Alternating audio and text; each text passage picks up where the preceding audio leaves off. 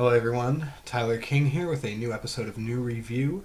Today I am going to be talking about the Gary Numan album Telekon. Telecon was released in September of 1980. It is the second album released under Gary Numan's own name, previous one being The Pleasure Principle, which was released in 1979. A couple of things have changed between The Pleasure Principle and Telecon. First one being that in addition to having Gary, Paul Gardner on bass, Chris Payne on viola and keyboards, and Cedric Sharpley on drums, he is also joined by Russell Bell, who's going to be playing guitar on this album, as well as Dennis Haynes, who's going to be playing synthesizers and piano. Telecon was preceded by two singles. The first one was called We Are Glass, the second one was called I Die, You Die. Both of those saw the reintroduction of guitar back into Gary Numan's sound.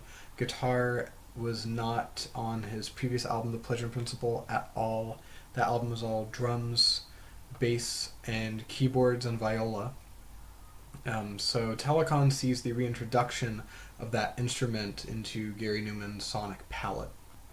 And I Die, You Die, a little bit more than We Are Glass, touches upon a lot of the same lyrical themes that are going to be on the Telecon album, which is this feeling of disillusionment, not only with fame, but also just in life in general, as well as attacking back at the critics who have, up to this point, panned every single release by Gary Numan. The opening song, This Wreckage, opens up with this keyboard line, seems to float in space for a while before Ced Sharpley does this drum roll that brings the whole band in. The drum bit in particular, it's just a couple of hits, but it's this exotic percussion sound, and that really is going to be a theme musically that is going to be prevalent on this album for the entirety of it. Another thing about the song in particular is the emphasis that is put on Paul Gardner's bass. There are a couple of songs on this album, like the Aircrash Bureau, which are going to feature this instrument prominently, and it plays a much more important role on this album than it has in the past. And the other thing to note about this song in particular is the lyrical theme. It opens up with the line, "And what if God's dead? We must have done something wrong." And really, besides this song and a couple other ones on the album, Gary doesn't really mention any disdain about God for the next 14 years of his musical career. But starting in the mid-90s, he releases an album called Sacrifice, which is kind of his rebirth after the not so good albums he releases in the mid to late 80s. And Sacrifice really brings up the issue of atheism, which he's kind of based his lyrical themes off of ever since then. This Wreckage follows in the line of superb opening tracks. Every album that Gary Numan has released up to this point, the first song on it is one of the best, and this one is no exception.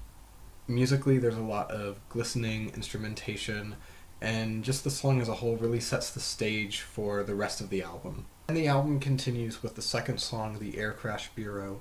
The Aircrash Bureau is built around this really liquidy sounding bass line that's played by Paul Gardner. It opens up the first minute of the song is pretty much just that instrument by itself before before any other instrumentation comes in. Instrumentally, it's all cold, it's all ambience, and this song in particular really sets the stage for where he's going to go on his next album. The song has this really beautiful bridge. There's this really superb violin lead that's going on, and the second time that it's played, there's this really beautiful, gentle piano melody that's played underneath it, and the whole bridge part really helps to elevate the song. The third song on the album is the title track, Telecon. This song is all paranoia. It's got this buzzing, underlying synth part and this really sparse percussion that's played underneath everything, and these really atonal, almost detuned piano parts that come in randomly throughout the song. The song is it's moved along a lot by this really steady drumming by Cedric Sharpley and Paul Gardner's bass playing. The lyrics to this song really are about paranoia. Lines like, "You end on real one, whereas my outline I start to fade." And instrumentally, this is one of my favorite songs on the album. It's not really indicative of the rest of the songs that are going to be on this album, but that really sets it apart. The fourth song is "Remind Me to Smile." It opens up with this really pulsing percussion, which kind of has this exotic feel to it. The song features these really crushing guitars towards the chorus, and it's a really nice welcome back of the guitar. The guitar did play a really important role, especially on the very first Two-Way Army album. On the second album, Replicas, it was used more rhythmically as an instrument, and on Telecon it's really used a lot more for texture, while keyboards still maintain the lead part of the instrumentation. Lyrically, this is another song about disillusionment, and it does feature this really fun callback part from the band. And then the last song on the A side is "Sleep by Windows." Now, "Sleep by Windows" is a very unique song because on every other pressing of this album, except for the UK pressing, it was replaced with the single "I Die, You Die." And by doing that, it really changes the feel of the entire album. By putting "I Die, You Die" on the album in "Sleep by Windows' place, it gives the album more of a aggressive, more up-tempo feeling. Keeping "Sleep by Windows" on, it really focuses the album a lot more on the slower, moodier side, because "Sleep by Windows" is probably the moodiest song on the entire album. Lyrically, it seems to be almost about this really sinister breakup. Numan continually says, "But I don't love you, no I don't love you, do you dream?" And musically, it's incredibly sparse, it's incredibly cold, it's incredibly open. The only constant instrumentation on this song is going to be Cedric Sharpley's drumming, which is reduced to a kick and a snare, Paul Gardner's bass, and the swelling keyboard lines that keep coming in every now and then.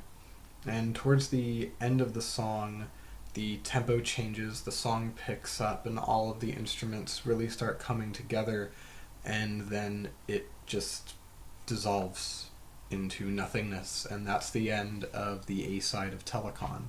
The B side of Telecon opens with "I'm an Agent." "I'm an Agent" is both musically and lyrically the most aggressive song on the album. Lyrically, it's this 4-minute scathing indictment of the record industry. Lines featured in the song include "Secretaries, nothing more, you can be replaced, you know, and your only chance is to break the states." Again, the guitar is featured prominently in this song. In this one, it's this distorted, chugging beast that really helps to drive the song along. And this is about, I want to say it's as aggressive as Gary Numan would get for the next 14 years. The following song is "I Dream of Wires." It opens up with this really pretty science fiction sound effect that fades into this pulsating synth bass line. It's very reminiscent of "Listen to the Sirens" from the very first Two-Way Army album. And Gary opens up the songs with the line, "I am the final silence, the last electrician alive, and they called me the Sparkle. I was the best, I worked them all." And furthering upon that point, lyrically, this is the most robotic sounding song on the album. Lines on the song include, "I plugged my wife in just for show," and "We opened doors by thinking, we fell asleep by dialing down." Instrumentally, there's this really almost funky bass line that's played on the higher frets of the bass, and there's this really gently strummed acoustic guitar that helps to accentuate. It pretty much comes in at the end of every couple of lines that Gary sings. But despite the fact that lyrically it's the most robotic sounding, it's also probably the most emotional song on the album. I remember seeing Gary play this song last October in Los Angeles, and Not gonna lie, shed a few tears during this song. Pretty much every song up to this point has been fucking perfect. And then we get Remember I Was Vapour. Now this song and the next one, which is Please Push No More, they really don't do anything for me at all. I know the lyrics of this song in particular are supposed to be really smart, they're supposed to be really introspective, but they just feel very lazy to me. Remember I was Vapour, remember I was human, remember I need oxygen. Like, really? Really, Gary? Like, duh. And instrumentally, I mean, it's just this plodding drum machine that just keeps going and going and going. And it would be great if the song went anywhere, but it doesn't. Like, there's this kind of nice viola and violin part that comes in towards the second half of the song, but by that point, it's too late. The song has already gone on for 2 minutes too long, and it just feels like a throwaway to me. And the next song is Please Push No More, which is another ballad, like Remember I Was Vapour. However, this one is pretty much all piano instead of drum machine. And lyrically, it's another song about isolation, but it's so forgettable. I don't really feel like talking about it. However, the mediocrity of the last two songs is really saved by the Joy Circuit, which is the very last song on the album. It opens up with these viola stabs and this violin lead before Cedric bangs on the snare and all the band comes in, and Gary opens up the song with Send in the Gods, and it's this really dramatic moment on the album. And the song really perfectly sums up, at least instrumentally, everything that's happened on the last 9 songs. Plaintive piano and strings, check. Killer drums, check. Driving bass line, check. And Gary's vocals on here are pretty much as strong as they're going to get.